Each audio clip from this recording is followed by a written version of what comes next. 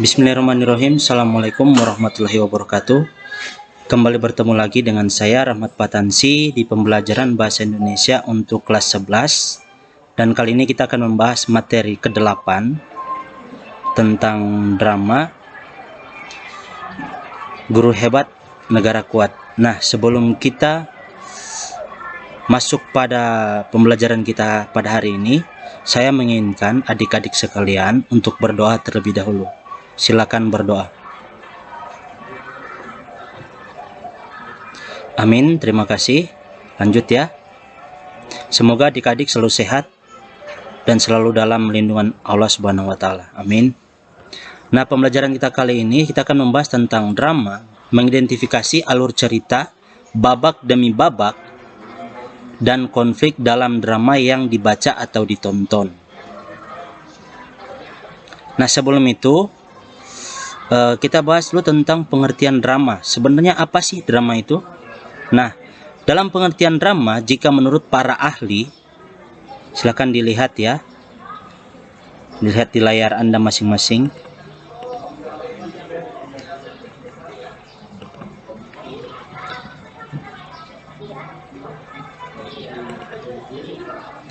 Menurut Moulton, drama adalah kisah hidup yang digambarkan dalam bentuk gerak atau disajikan langsung dalam tindakan. Ini menurut para ahli ya. Yang kedua, drama adalah seni yang menggambarkan alam dan sifat manusia dalam gerak. Drama harus melahirkan keinginan oleh aksi atau gerakan. Nah, dari beberapa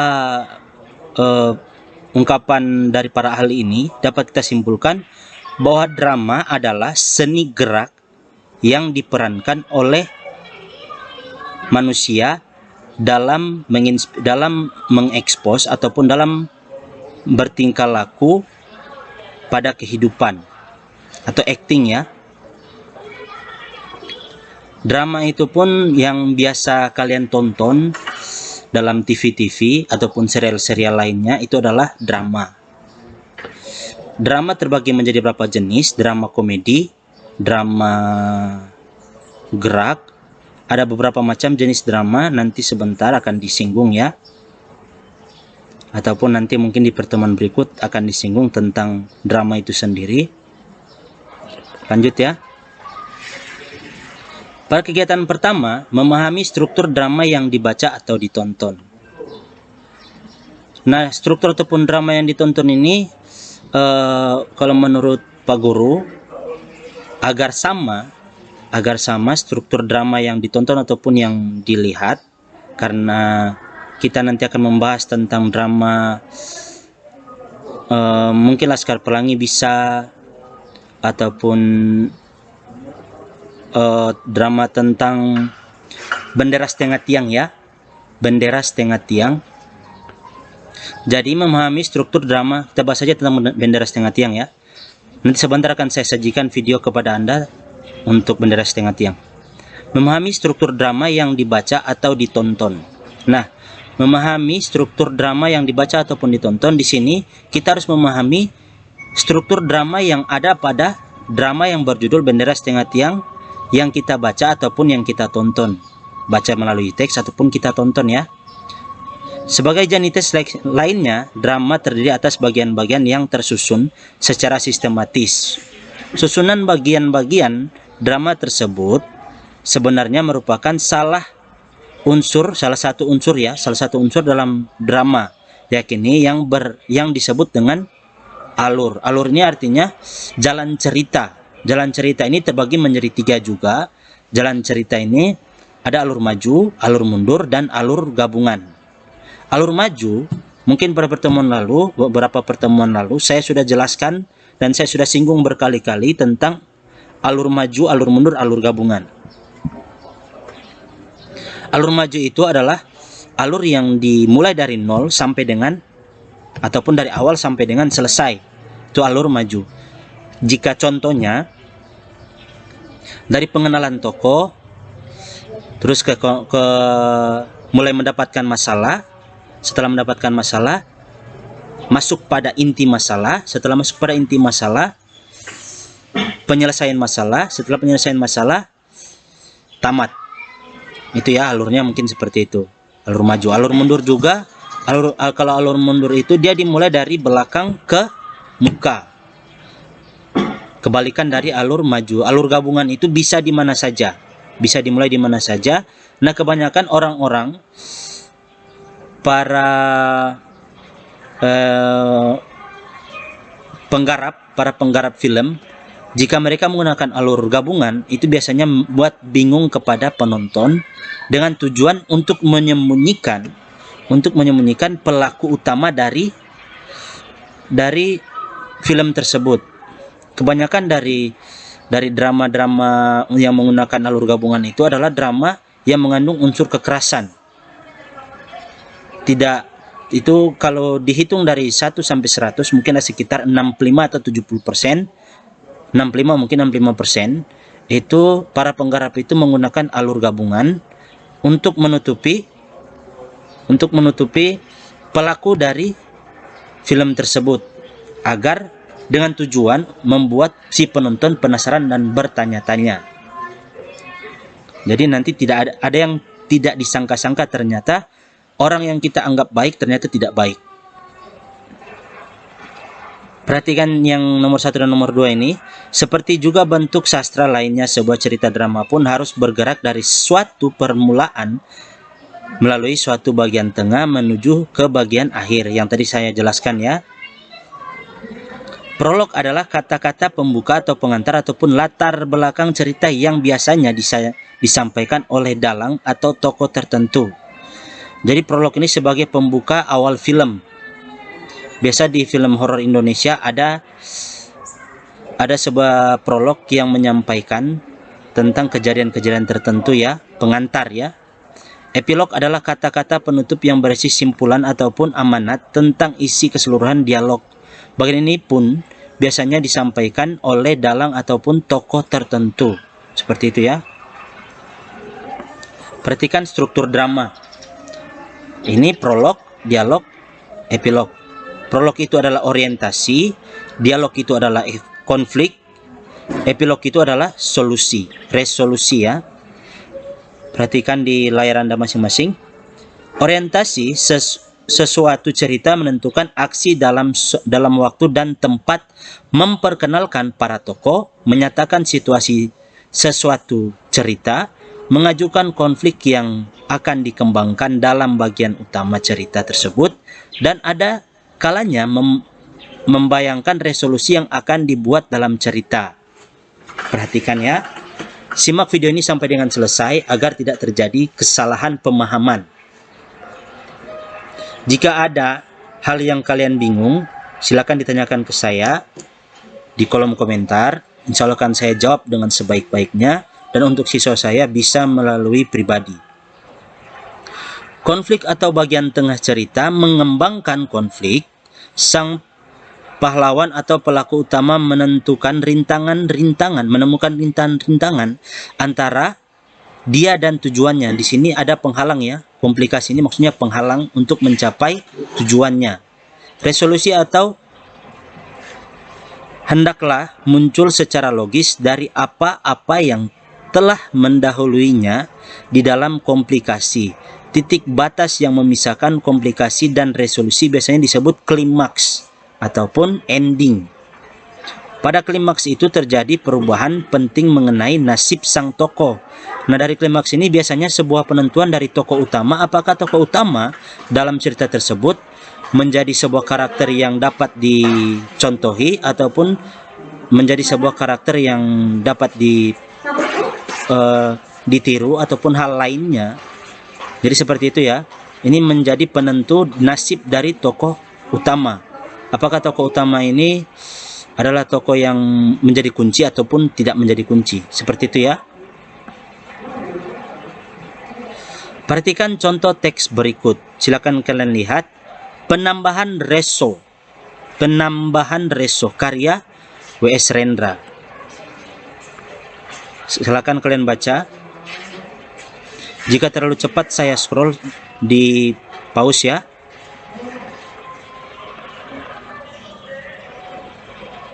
Ini contoh teks drama oleh W.S. Rendra.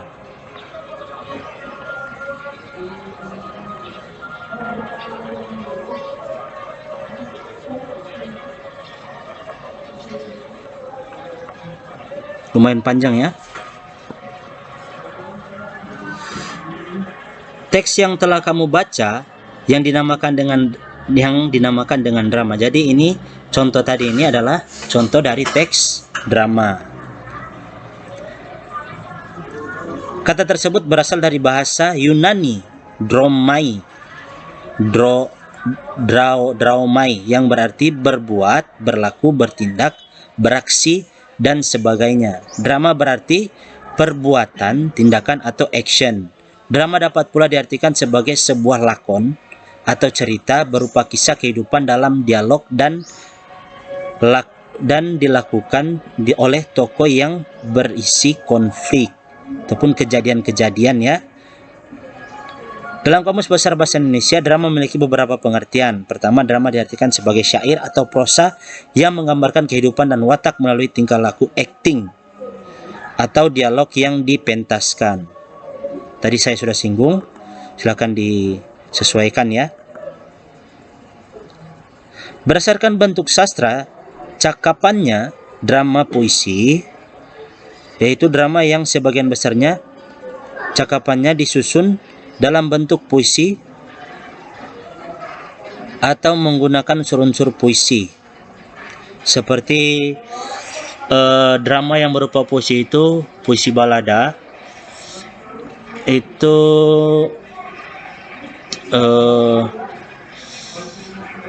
saya lupa judulnya apa itu, yang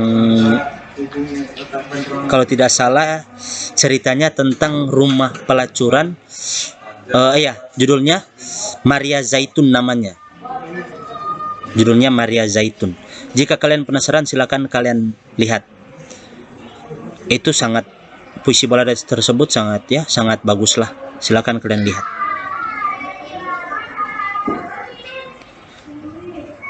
Drama prosa itu drama yang cakapannya disusun dalam bentuk prosa. Drama ini tragedi atau duka. Tragedi komedi yaitu drama yang sebenarnya menggunakan alur duka cita tapi berakhir dengan kebahagiaan. Pantomim ini itu gerak ya, tanpa kata, hanya gerak. Jika dalam film itu Charlie Chaplin, seperti itu ya. Mini kata yaitu drama yang menggunakan sedikit sekali kata. Jadi drama ini menggunakan sedikit sekali kata yang paling banyak menggunakan gerakan. Dialog, monolog. Itu drama yang menggunakan banyak kata. Dialog atau monolog ini biasanya diperankan oleh satu orang saja yang isinya bercerita. Itu dipentaskan ya, monolog. Opera yaitu drama yang menonjol seni suara atau musik seperti OVJ. Sendra tari itu drama yang ditonjolkan tari-tarian ya, drama dan tari.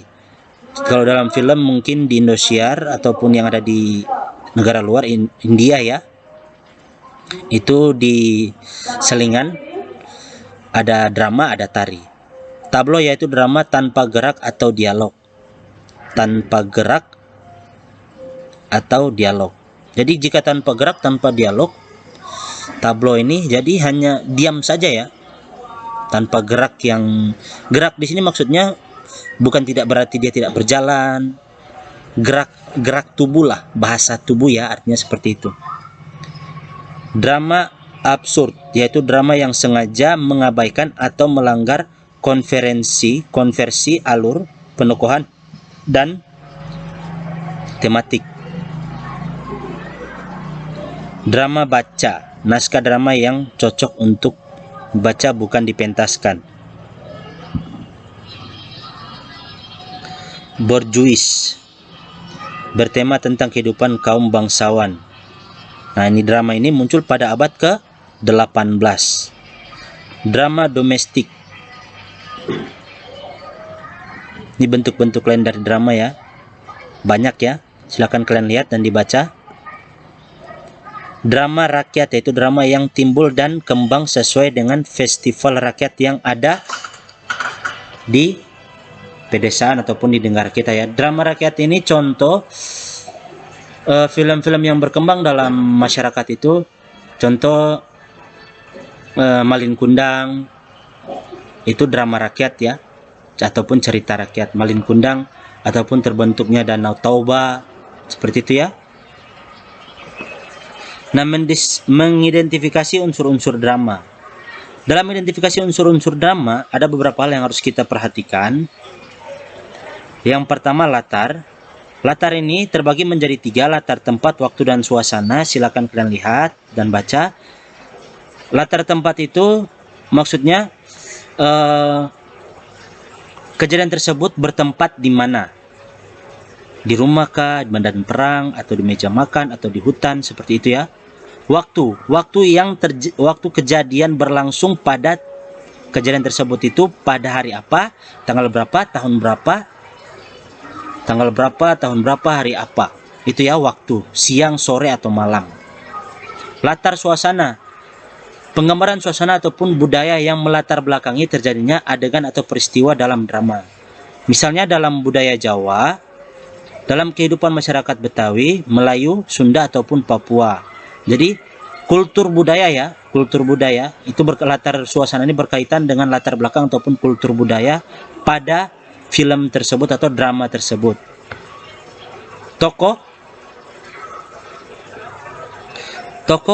Tokoh dalam drama diklasifikasi sebagai berikut. Tokoh gagal atau tokoh badut. Tokoh ini mempunyai pendirian yang bertentangan dengan tokoh lain. Kehadiran tokoh ini berfungsi untuk menegaskan tokoh lain. Tokoh idaman. Tokoh ini berperan sebagai pahlawan dengan karakternya yang gagah dan berkeadilan ataupun terpuji. Tokoh statis. Tokoh ini memiliki peran yang tetap sama tanpa perubahan mulai dari awal hingga akhir cerita.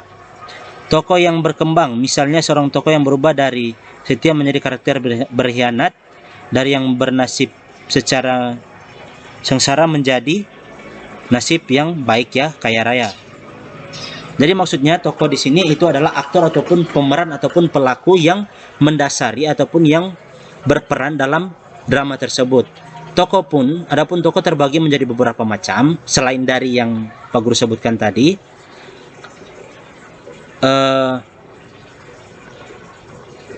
Tokoh karakter ya. Jadi karena dia berkaitan dengan karakter, tokoh ini berkaitan dengan karakter, antagonis, protagonis, tritagonis, dan figuran. Antagonis itu adalah tokoh yang jahat, protagonis adalah tokoh yang baik, tritagonis adalah tokoh yang bijaksana, figuran adalah tokoh yang hanya sekedar numpang lewat saja. Dia tidak muncul secara secara terus-menerus. Jadi dia hanya sekali atau 2 kali muncul dalam drama tersebut. Itu adalah contoh yang terakhir tadi. Nah, untuk menentukan siapakah tokoh utama itu gampang. Untuk menentukan tokoh utama dari drama tersebut atau film tersebut, kita lihat saja siapa tokoh yang paling sering dimunculkan oleh film tersebut. Kita akan tahu dengan sendirinya bahwa ini adalah pemeran utamanya. Berikut dialog.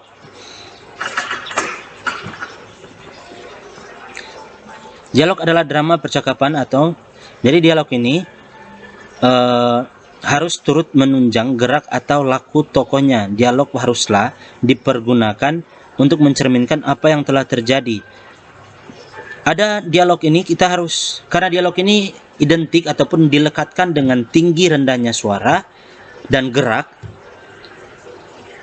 gunanya ataupun tujuannya untuk menarik minat para penonton agar menyaksikan ataupun melihat kejadian-kejadian yang sedang didialogkan untuk menambah rasa penasaran dari penonton tersebut. Jadi dalam film ada orang yang mungkin karena dia marah, dia menggunakan nada tinggi ataupun nada rendah. Jadi kita sebagai penonton tegang mendengarkan apa yang ia bicarakan atau apa yang dia sedang lakukan, yang marah-marah itu ya. Paham ya? Nah, tema ini adalah inti dari cerita ataupun gagasan yang menjalin struktur isi drama. Tema dalam drama menyangkut segala persoalan, baik itu berupa masalah kemanusiaan, kekuasaan, kasih sayang, kecemburuan, dan sebagainya. Untuk mengetahui tema drama, nah, tema drama ini itu adalah inti dari cerita. Jika temanya tentang sahabat, maka isi dari drama tersebut adalah tentang dunia persahabatan. Berikut pesan atau amanat, itu pesan moral ataupun pesan dari si penulis ataupun pesan dari aktor yang ditujukan kepada penonton tentang pesan-pesan yang ada dalam ataupun makna-makna yang terkandung dalam film tersebut. Perhatikan struktur berikut ya. Unsur drama: tempat, waktu, suasana, latar, penokohan, tokoh idaman. Ini ya, tadi saya sudah jelaskan. Silakan dilihat. Jangan lupa buat ringkasan materi dari yang saya jelaskan ini ya.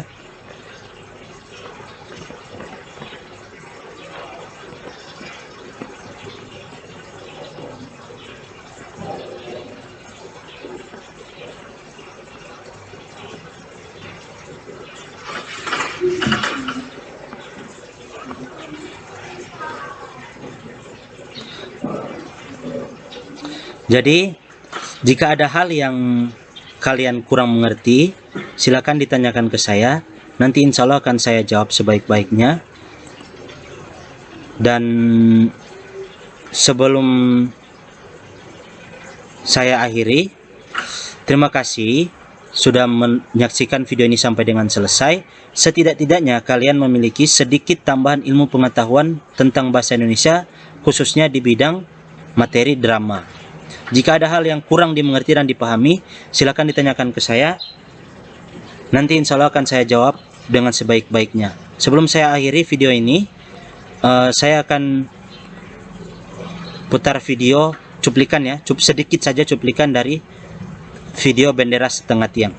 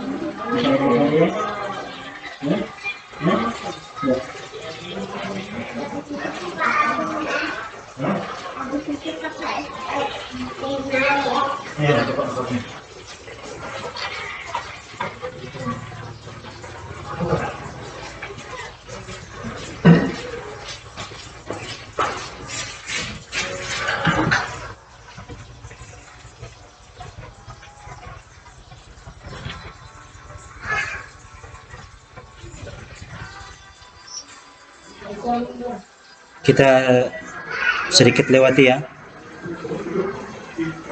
masuk pada dialog saja ya.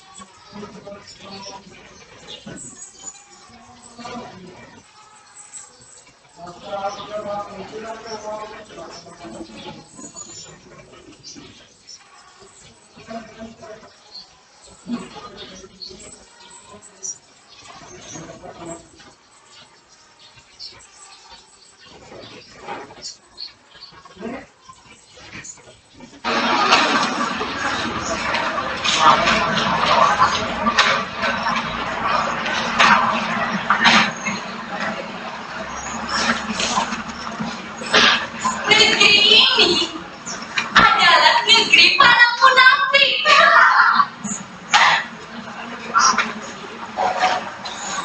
Orang tua, kau tahu ciri-ciri negeri para munafik? Itulah negeri yang para pemimpinnya hidup mewah, tapi rakyatnya makan dari mengenai sampah. Kau menjadi kulit di negeri orang yang upahnya serapat dan mau gemetar. Iya, betul mbak, betul.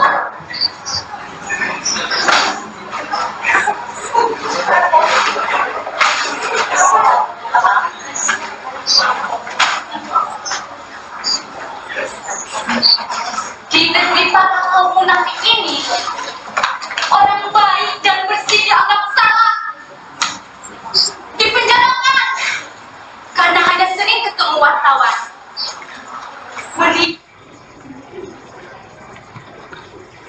Kita akhiri dulu ya. Itunya sedikit cuplikan dari drama Bendera Setengah Tiang, yang pada intinya cerita tersebut berkaitan dengan ini ya, protes terhadap pemerintah oleh rakyat kecil yang merasa diperlakukan tidak adil. Intinya seperti itu ya. Jika kalian penasaran, silakan kalian tonton video drama tersebut sampai dengan selesai. Judulnya sudah ada, silakan kalian tonton sampai dengan selesai ya.